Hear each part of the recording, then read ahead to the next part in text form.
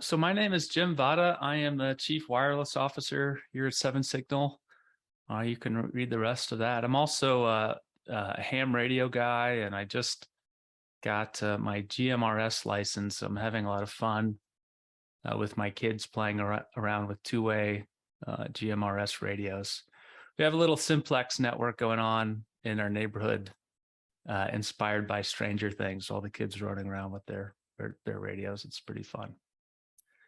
But anyway, that's me. And, today I want to share, do some opinion around public Wi-Fi and how today, public Wi-Fi really is not very dangerous anymore.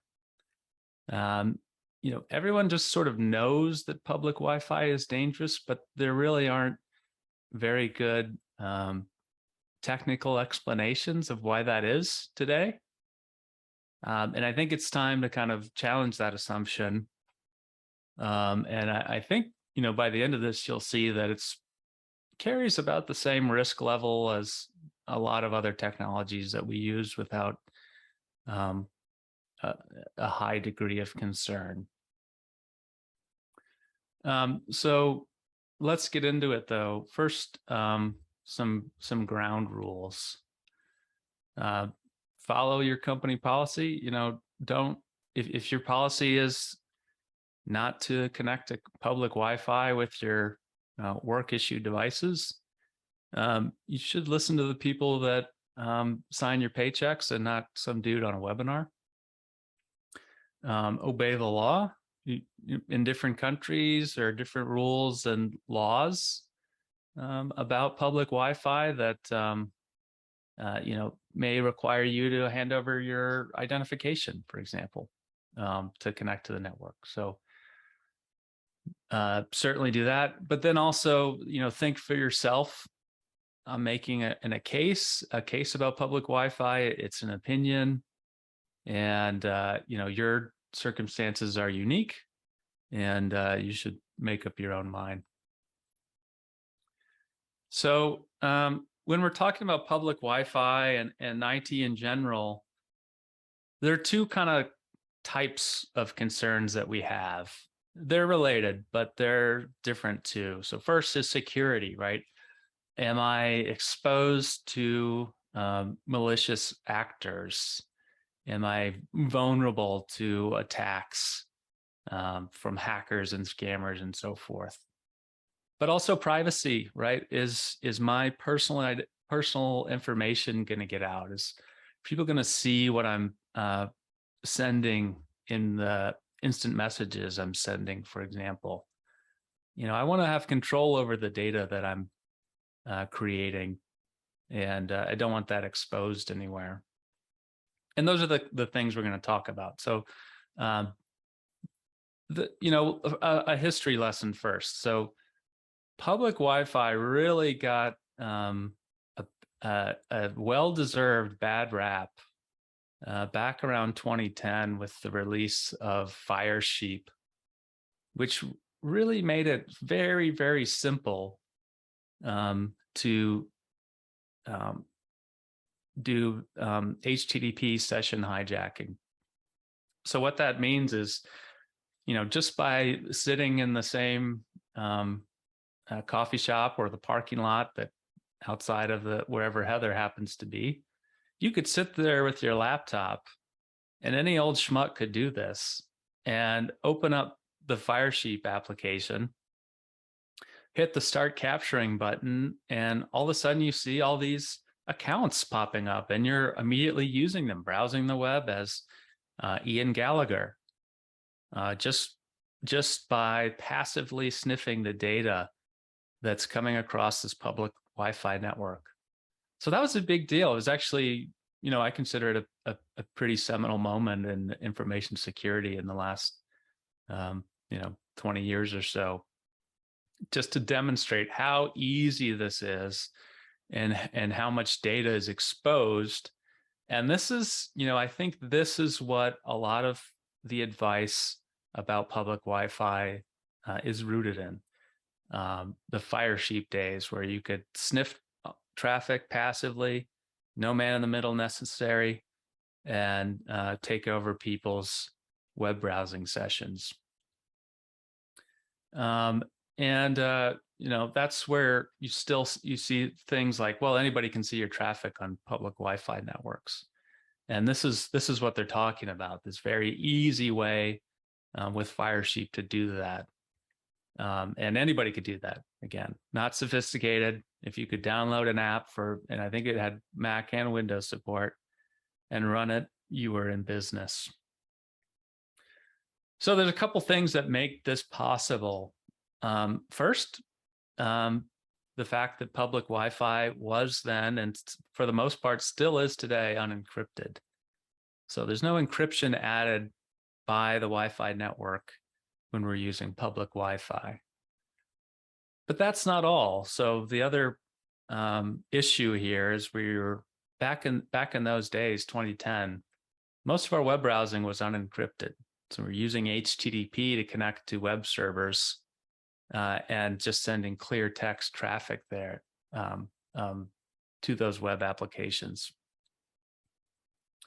And I also think back then, just in general, the culture didn't take information security seriously. We're kind of at the end of a era where the internet was sort of this sideshow. It wasn't real life. It was just this other thing that we sometimes used. And, it wasn't the way it is today, where we live on our smartphones and do everything on the internet. And, Heather has to leave her home when the internet's down, right? It was very different back then.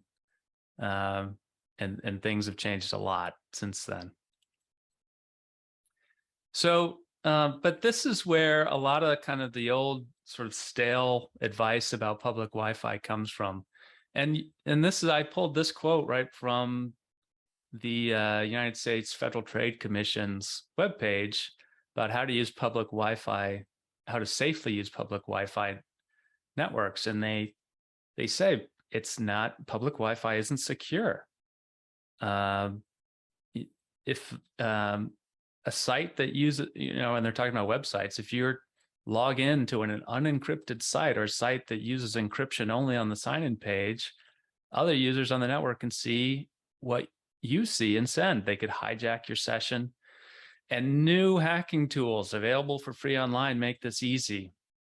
So they're talking about a 12-year-old hacking tool, and they're talking about logging into unencrypted sites. I mean, that's just not the reality of the web today.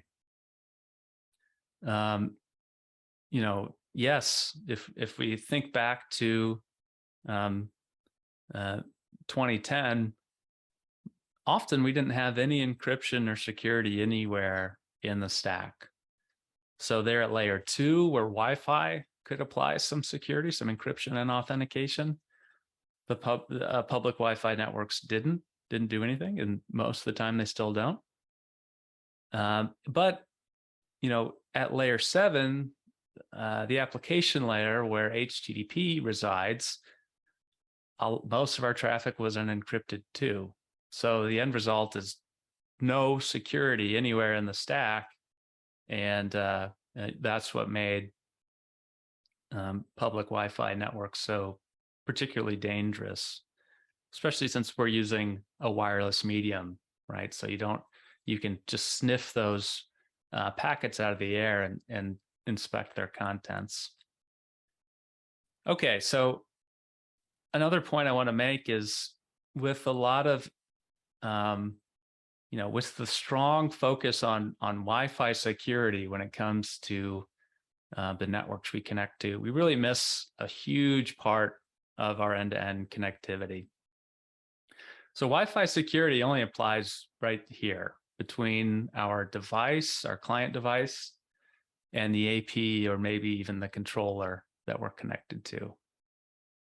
After that, whether we're using WPA2 or WPA3, doesn't matter. Our traffic is no longer encrypted with the security that Wi-Fi itself adds, and we're crossing all these different networks to get out to the cloud services we're using on the internet. And that traffic, if you think about this from a privacy perspective, there's a lot of opportunities here for people that you don't want to be able to see your traffic. And this is where, potentially using a VPN comes into play. But, a personal VPN will just terminate your traffic somewhere else, and it's still egressing that VPN network out onto the public internet at some point. So, and, personal VPNs and corporate VPNs are very different, but it's important to realize that only focusing on Wi-Fi security, right, is missing a huge element of the network connectivity we use, right? If we shouldn't assume that a WPA3 enterprise network is secure just because our over-the-air connectivity is secure. The rest of our connectivity, it needs other forms of security to take care of that. So a lot's changed, though, since those Fire Sheep days and the days of HTTP being dominant. If we look at this chart from Let's Encrypt, where they're looking at data from Firefox users, you can tell that there's been a huge uptick in HTTPS starting back in 2013, 2014. And quick question for the chat. Does anybody know what happened in 2013 that kind of really jolted the tech industry into adopting HTTPS by default kind of everywhere? So I'm just checking the chat, see if anybody remembers. Gary says ransomware. Nope. And Darius is correct. It was the Snowden revelations where he disclosed some pretty serious kind of dragnet level snooping that the United States government was doing and inspecting traffic, and the tech companies weren't happy about it. They didn't want their traffic to be snooped on covertly like that. And a lot of privacy advocates didn't care for it either. So since then, there's been a huge move to using HTTPS by default. And certainly Firesheep came into play as well. So if we look at that, another look from Google on their transparency report, this is looking at the top 100 non-Google websites, and they all work with HTTPS, and 97% of them default to using HTTPS. So I wonder what those three are that actually don't default to that. It's probably not going to be only 97 for very much longer. So we've got application level security on, most of the applications, the web applications we're using. And we're actually doing some important things to even harden that HTTPS security. One of those things is called HTTP strict transport security. And this is a tag that's added to the header of a HTTP page, where the site tells the browser, hey, only use HTTPS with this domain from now on. And there is a timeout, but often that's set to over a year. All right, so this is important because there are attacks like HTTPS downgrade attacks, where if you have man in the middle, you want to try and trick the client into connecting with HTTP, because then it's clear text, and I can do man in the middle attacks and get your creds and so forth. So HSTS is a way to prevent that. Tells the browser, nope, no matter what happens, we're always going to use HTTPS, and that's that. And you can see, I was surprised by this actually, but this this study found that 2/3 of the top 1,000 websites in the world are using HSTS. So that's encouraging. And you know, there are other protections as well that are growing, certainly in web browsers that are hardening our browsing, not just using HTTPS, but actively warning you now that you're using HTTP, right? So the old paradigm in the Firesheep days was HTTP was the default, and we'll show you this really cool green padlock when you were using HTTPS, because that was the exception. Oh, check it out. Now I'm browsing securely. Well, we've flipped that paradigm now. Now the browsers expect HTTPS. They don't make any big deal about it because that's how the web should, you know, how your browsing should be happening. But they flag and warn you and put up this banner that says not secure when you're using HTTP. And I think, you know, there's another, I think the next evolution of that, we're already seeing as in options in web browsers where it's not on by default, but both Chrome and Firefox, and yes, Keith, I'm a proud Firefox user. Both Chrome and Firefox have HTTPS only modes where the browser simply won't do anything using HTTP without you first clicking through this, you know, scary warning, which says you could be under attack and you shouldn't do anything important like enter sensitive information on the following page. Certainly, if I was trying to load up my email or a social network or something, and I saw a message like this, I'd be extremely concerned, right? So, and I think this is where the browsers are headed next. So we've got HSTS, we've got browser controls, and now we also have TLS being enforced by the mobile operating systems, iOS and Android. So since iOS 9, which was released in 2015, Apple has required that apps use TLS, probably using HTTPS to do that for their internet connectivity. And Android followed in 2018 with the release of Android 9. So in both cases, the operating systems are requiring the use of TLS for internet connectivity through the apps that are being used, and they'll block unauthorized HTTP connections. And so there are exceptions. The apps are allowed to use HTTP, but they have to specify the domains they're going to use. That's going to be checked during the App Store review process.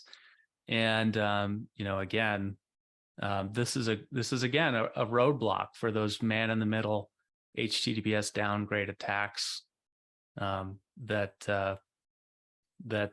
you know are out there. So putting that all together, you know, we're in a very different state in 2022. We've got hardened applications, a lot of security at the application layer. But at the data link layer, the MAC layer where Wi-Fi security exists, public Wi-Fi networks are almost all still wide open, just like they were 12 years ago. Now, there are some options. There's OWE, which is interesting, and eventually we'll see that deployed. I think Wi-Fi 6E will encourage that. There's Passpoint, which has some deployment. You know, you find it in airports here and there. And then WPA3 has a really interesting security scheme called SAE public key, but I don't know any AP vendor that supports that yet. So there are some options, but just about everything is wide open still. And that's why, you know, a lot of the advice about using public Wi-Fi hasn't really changed, because public Wi-Fi hasn't really changed. So why, what's new? Well, the applications themselves are much more secure than they used to be. So I did a little analysis of my own. I went to and visited a coffee shop and a retailer and a little cafe. And your mind, why don't you use Netscape Navigator? I used to. I had the gold version of it. It was awesome. Anyway, I went and I said, okay, well, let me do my own analysis and see what the traffic looks like on these public Wi-Fi networks that were nearby. And I was surprised, actually. The web traffic I saw, 99% of it was encrypted using HTTPS. Even the DNS traffic, 25% of it used DNS over HTTPS, and there may have been even more. It's just hard to actually identify that and separate it from web traffic. And then 3% of it used DNS over TLS. So that means, even DNS traffic some of it was encrypted, and certainly a larger share than I expected. And by the way, this doesn't include any of the traffic from my own devices, which I use all these things, of course. So that's encouraging, right? Because DNS is a protocol that usually doesn't have any security, any encryption or authentication built in. And 72% of it was unencrypted in what I saw, but I expected that to be much higher, like 90% or more. So that's something to consider. Your DNS traffic is exposed, so you can see the domains and applications that are in use by reading them. But the reason we see DNS over HTTPS is largely because Chrome started using it by default 2 years ago, back in 2020. So Chrome will encrypt your DNS traffic for you without you having to do anything when that's possible. And the DNS over TLS, probably Android users using that. That's where you see bigger adoption of that. So there's still some unencrypted traffic. We talked about DNS, also multicast DNS and SSDP, simple service discovery protocol. Those are used on LANs to advertise the presence of Chromecasts and Apple TVs and AirPlay and so forth. And you can use that to figure out that, hey, Jim's iPhone is the host name of this device, for example. So that's there. And then, of course, the network protocols that are required for connectivity, ICMP, DHCP, and ARP, those are all open. So you can do a little bit of profiling and learn something about the clients that are connected.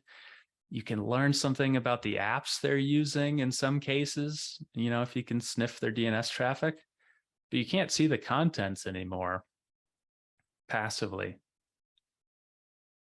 Okay, so there was still some HTTP traffic on the network, and because it's unencrypted, I could go in and see the URLs being requested, and lo and behold, all the HTTP traffic I saw was these browser and OS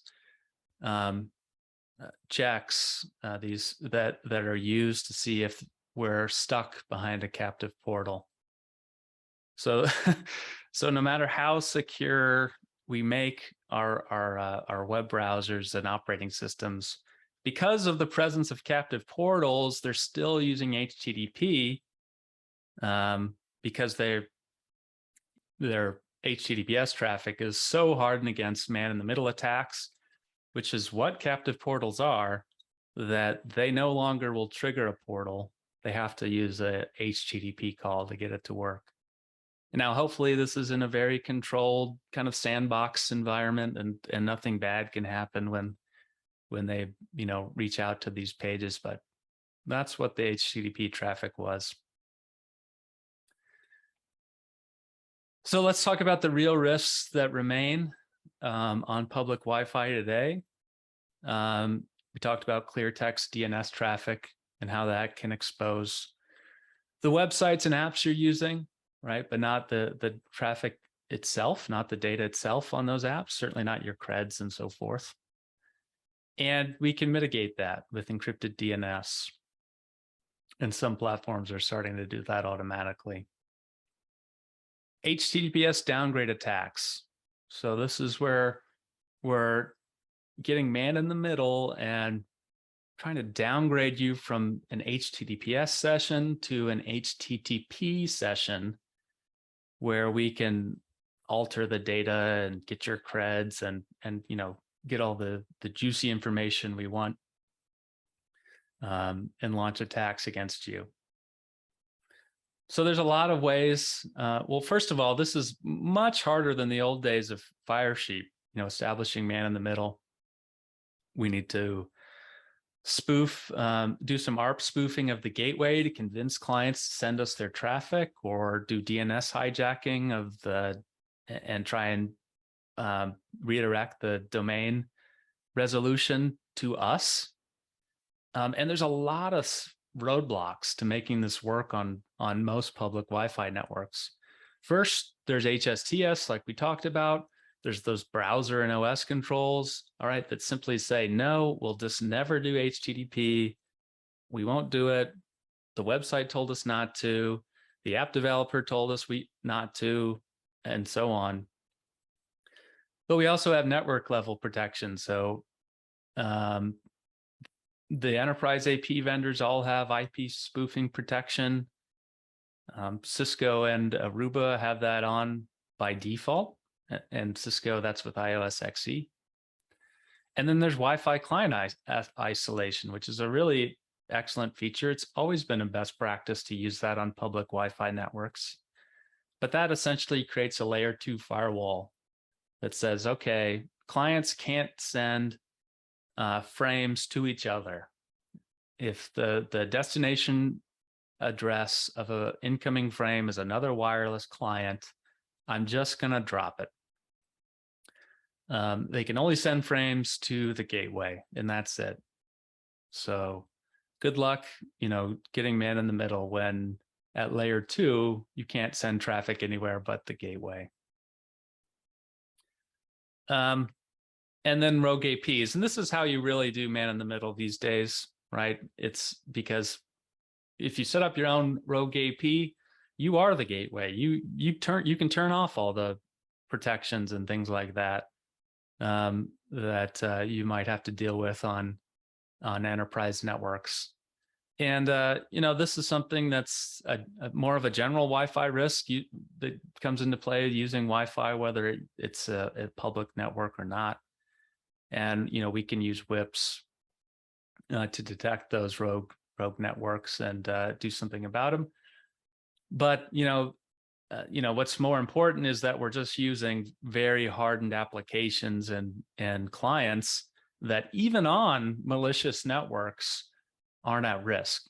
Our connectivity might break, our apps might not work, but we're not going to hand over, we're not going to fall prey to an HTTPS downgrade attack or end up, vulnerable to a malicious attacker, even on their network, if we follow those best practices. So you can see the threats are there are real threats with using public Wi-Fi and Wi-Fi in general, but the risk is nowhere near what it used to be, in the Firesheep days. Okay, you probably know I'm not a big fan of captive portals, and I want to make a point that captive portals are pretty bad from a security perspective for the end user.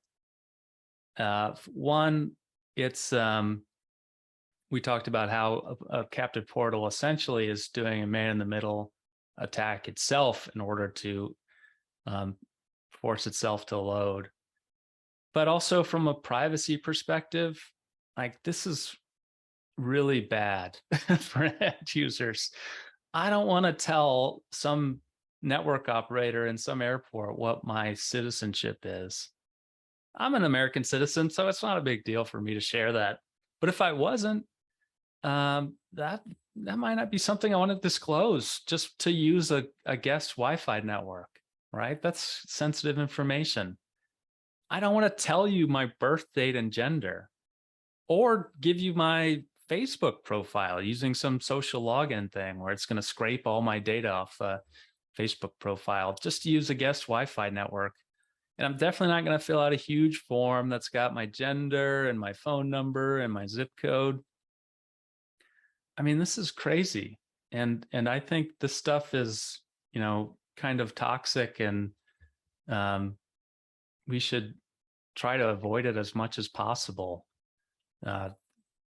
Beware of these forms. I mean, there might be nothing but harmless marketing intention behind these forms. We want to learn about the demographics of our network users. We just want to send you an email and send you some, marketing info. Thanks for connecting. Would you like to check out what we're doing next? But the problem is, the more your data gets into these databases, the bigger the attack surface is. Malicious actors are targeting those databases because they're full of personally identifiable information, and they absolutely are going to use that data to do bad things to you. So I gave marketing a way out there, but Keith says marketing intention is not harmless. So make up your own mind there, but this stuff is toxic and should be avoided. And then of course, captive portals, again, it's a man in the middle attack. So if your device's captive portal detection doesn't work, you'll see messages like this in your web browser. And the problem here, there's a social problem here, which is an end user is going to learn, because captive portals keep doing this to them, that, oh, this is just the Wi-Fi. I can just click through here. It's no big deal. It's just the Wi-Fi. I have to click advanced and click connect anyway. I can ignore all this and disregard all the, the 12 years of security upgrades we've done to HTTP, because this is just what I have to do to connect to Wi-Fi networks because of these horrible captive portals. So we don't want users to learn that. But the second problem is that with the growing use of HSTS, you can't click through this. Actually, if you look at this error message, it says it's not possible to add an exception for the certificate because we're using HSTS. So you get here and you're just at a dead end. You can't. You're just maybe, hopefully,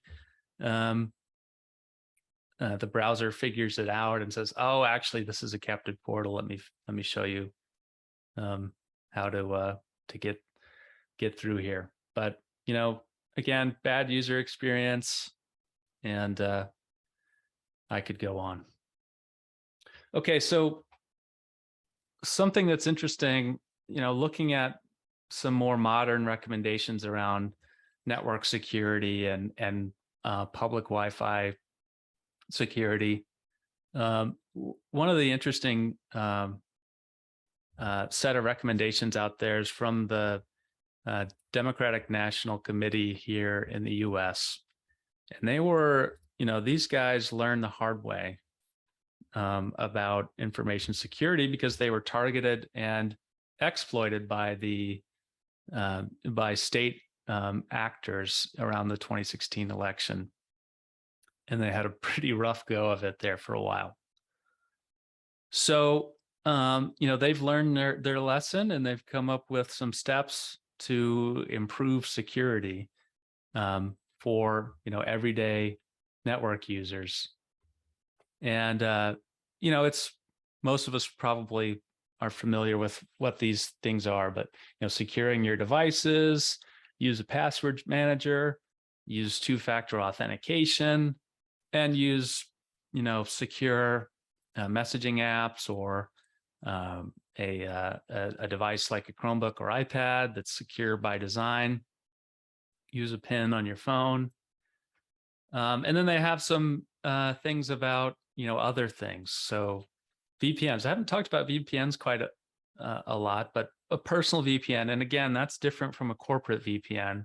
Corporate VPN is a very good security solution, but personal VPNs are kind of a mixed bag, and they do not recommend using them because they have their own vulnerabilities. And then there's also a question of trust, right? That VPN service is now receiving all your network traffic. So do you trust them, right? Are we just moving the problem from trusting our ISP to trusting this VPN provider? And do we have good reasons to have different ideas about that? But instead of using a VPN, they suggest using HTTPS everywhere, which is an extension that puts your browser in an HTTPS only mode, or using an ad blocker and using secure DNS. And there you have it. So what's interesting, it's a really interesting document to Google and have a look at. They don't mention public Wi-Fi. They don't even mention public Wi-Fi, anything, anywhere in the document, right? And they're talking about security for people that are targeted by state level threat actors. So, I think that kind of puts things in context for me. Let's talk about some of the alternatives to public Wi-Fi, right? We're not free from risk if we decide to use a cellular network instead of public Wi-Fi. There are things we need to consider.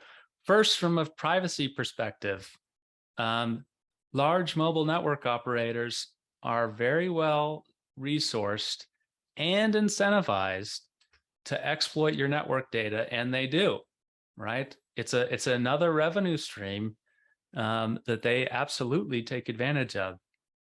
If you've never heard of a super cookie, that's something you should go Google as well. This is where cellular companies are adding these cookies onto your web browsing traffic so they can identify you, right? So they're actually modifying your traffic and using that to identify what you're doing online.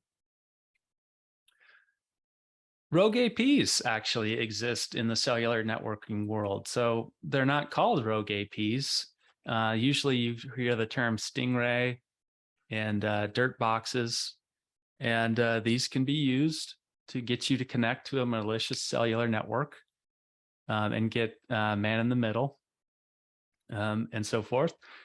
As far as we know, these are only used by law enforcement here in the US, right? So that's, it's good that this aren't necessarily getting into private hands yet.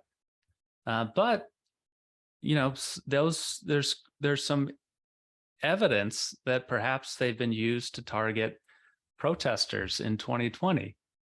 A single Stingray can be deployed in the air and track and intercept traffic from 10,000 phones at once.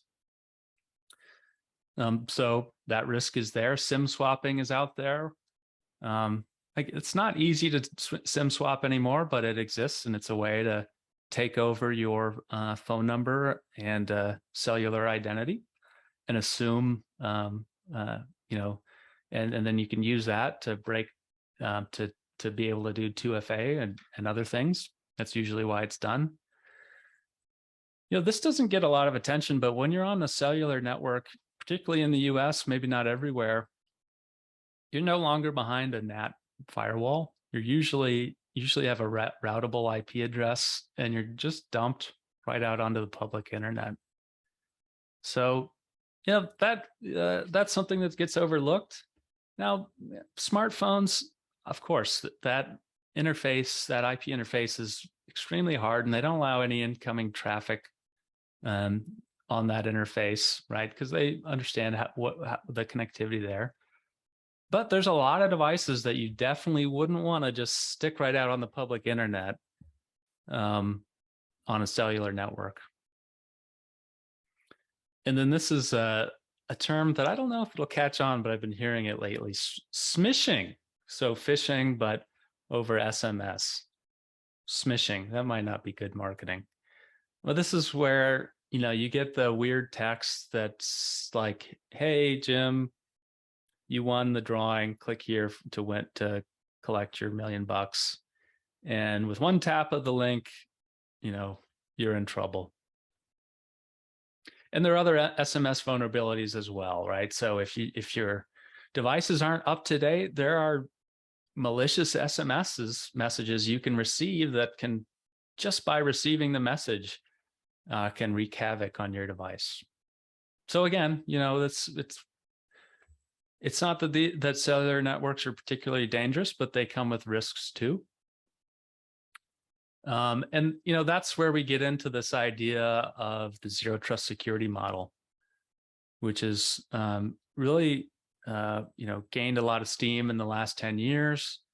And the idea is assume the network is compromised, right?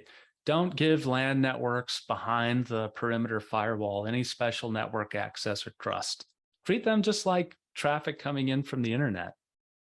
And corporate devices, don't give them any special network access or trust. Be suspicious of those, right?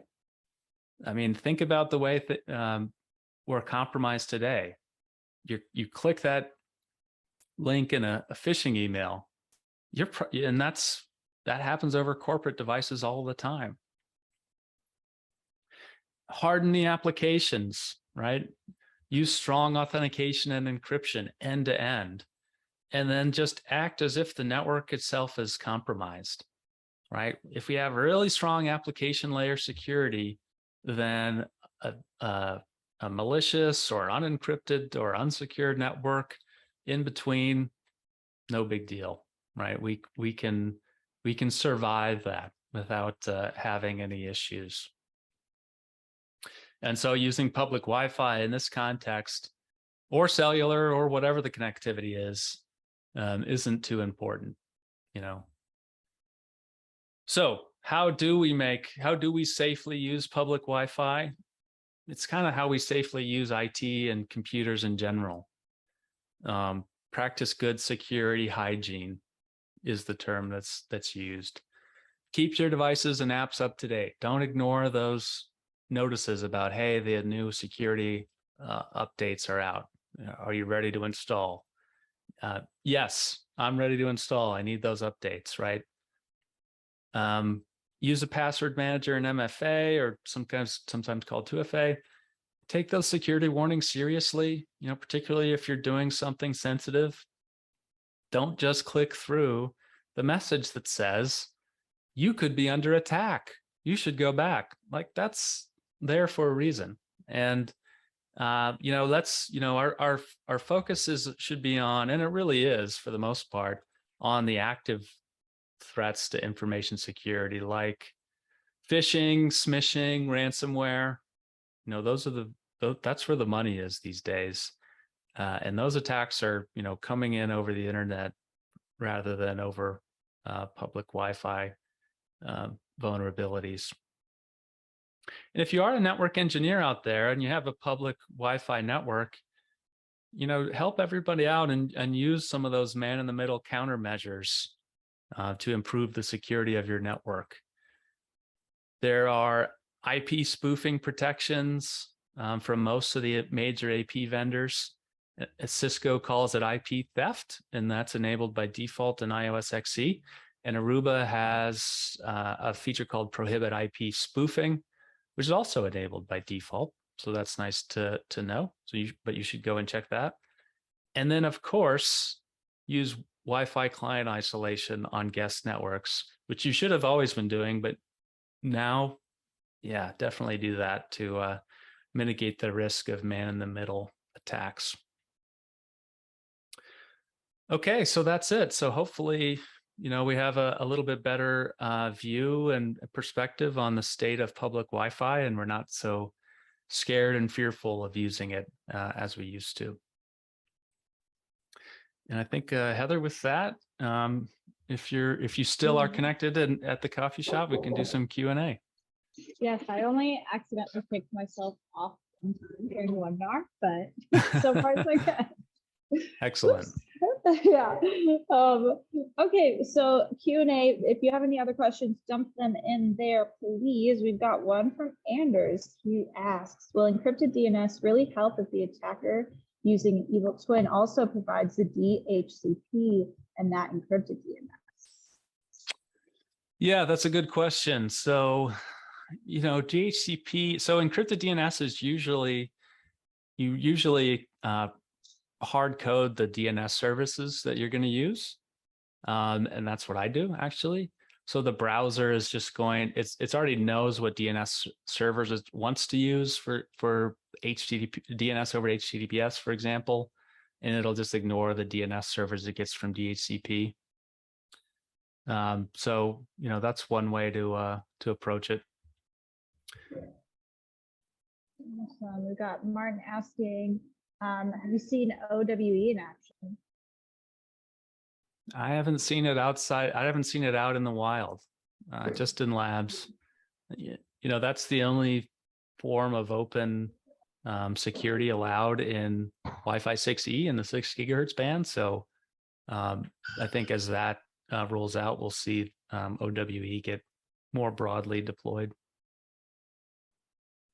Awesome. And Anonymous is asking, does corporate VPN safeguards against hacks using public cell network? It helps. Yeah, it definitely helps. You're still getting SMSs over the cellular network, and you're now using the internet connectivity of your corporate office. So the privacy question still remains. But yeah, I think that's a help. And again, corporate VPN being distinct from the consumer level VPN services that are out there. Awesome. Any other questions? Speak now or never hold your peace. Comment there from Yermund. He says Quick, which is I think a protocol Google developed in HTTP3, will improve security. And yeah, that's interesting. I think you could do a whole security focused webinar on the improvements there, and TLS 1.3. That would be interesting to see. But now we're really getting far away from Wi-Fi security, but I'd be interested. Awesome. Well, that's all we got for Q&A. So thank you so much, Jim, and thanks everyone for your questions and fun interactive chat. We're talking about cookies because you were mentioning super cookies, and now I'm hungry, so I'm gonna get pad thai. But Eric, I believe, is on the line. There he is, sitting in the dark. Yes. Hold on, let's make a change. There we go. Perfect. All right. Awesome. Eric, it's your turn to shine. Okay, glad to be here. Thank you for Jim for awesome topic about Wi-Fi security, dispelling the fear, uncertainty, and doubt. Very much appreciated.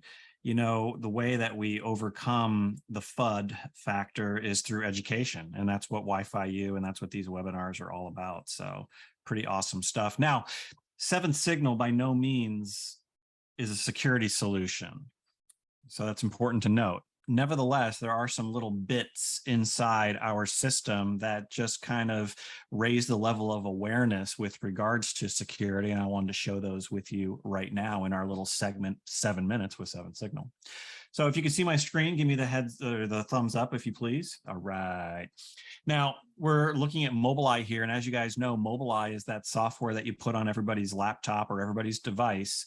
And then it's going to report back what network it's on, what access point it's connected to.